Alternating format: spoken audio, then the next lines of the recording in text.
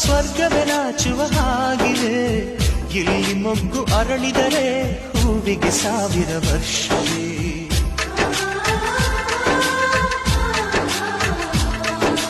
ಕಣ್ಣೆರಡು ಇರಬಹುದು ನೋಟಗಳೊಂದೇ ಅಲ್ಲವೇ ರೂಪಗಳು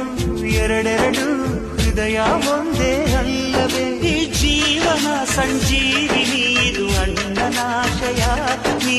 ಹೇಳು ಶುಭಾಶಯ ನಮ್ಮ ಮನೆಯಲ್ಲಿ ದಿನವೂ ಮಿರುಗೋ ಚೈತ್ರವೇ ಬೆಳದಿಂಗಳ ಈ ಪ್ರೀತಿ ಕರಗಲು ಸಾಧ್ಯವೇ